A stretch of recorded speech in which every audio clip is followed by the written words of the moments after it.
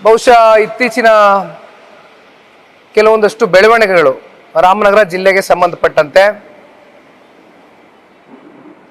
ರಾಜ್ಯದ ಉಪಮುಖ್ಯಮಂತ್ರಿಗಳ ನೇತೃತ್ವದಲ್ಲಿ ಕಾಂಗ್ರೆಸ್ನ ಎಲ್ಲ ನಮ್ಮ ಜಿಲ್ಲಾ ನಾಯಕರುಗಳು ಮುಖ್ಯಮಂತ್ರಿಗಳ ಹತ್ರ ಒಂದು ಮೆಮೊರಂಡಮ್ನ ಸಲ್ಲಿಸಿದ್ದಾರೆ. ಬಹುಶಃ ಬೆಂಗಳೂರು ದಕ್ಷಿಣಕ್ಕೆ ರಾಮನಗರ ಜಿಲ್ಲೆಯನ್ನ ಸೇರಿಸಬೇಕು ಅಂತಕ್ಕಂಥ ಒಂದು ವಿಷಯದ ಬಗ್ಗೆ ಈಗಾಗಲೇ ಸಾಕಷ್ಟು ಮಹತ್ವವನ್ನು ಪಡ್ಕೊಂಡಿದೆ ರಾಜ್ಯದಲ್ಲಿ ಈ ವಿಷಯ.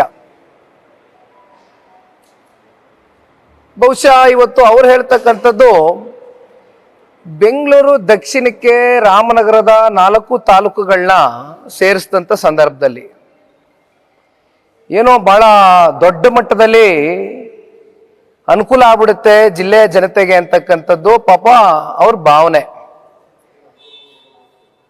ಜಿಲ್ಲೆಯ ಒಬ್ಬ ಮತದಾರನಾಗಿ ಇವತ್ತು ನನ್ನ ಕೆಲವೊಂದಷ್ಟು ಪ್ರಶ್ನೆಗಳಿದೆ ಈ ವಿಷಯವಾಗಿ.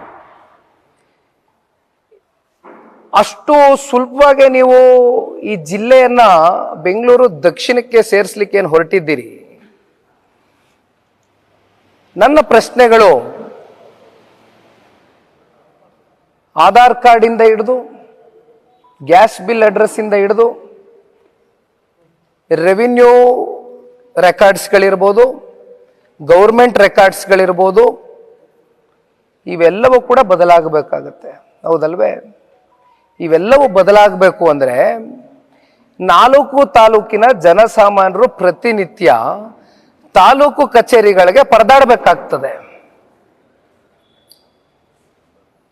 ಪಾಪ ಜನಸಾಮಾನ್ಯರು ಪರದಾಟ ಮಾಡೋದು ಒಂದು ಭಾಗ.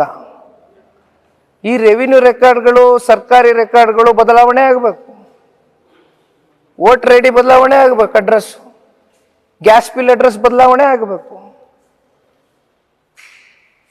ಆಧಾರ್ ಕಾರ್ಡ್ ಬದಲಾವಣೆ ಆಗಬೇಕು, ಎಲ್ಲವೂ ಬದಲಾವಣೆ ಆಗಬೇಕಲ್ವೇ? ಅಷ್ಟು ಸುಲಭದ ಮಾತಾ ಇದು. 4 ತಾಲೂಕಿನ ಜನಸಾಮಾನ್ಯರಿಗೆ ಪ್ರತಿನಿತ್ಯ ನೀವು ತಾಲೂಕು ಕಚೇರಿಗಳಿಗೆ ಪರದಾಡ್ತಕ್ಕಂಥ ಒಂದು ಪರಿಸ್ಥಿತಿ ನಿರ್ಮಾಣ ಮಾಡ್ತೀರಿ. ಅಂತಿಮವಾಗಿ ಹೋಗ್ಲಿ, ಅವರು ತಾಲೂಕು ಕಚೇರಿಗಳಿಗೆ ಹೋದ್ರೆ ಕೆಲಸ ಆದ್ರೂ ಆಗತ್ತಾ?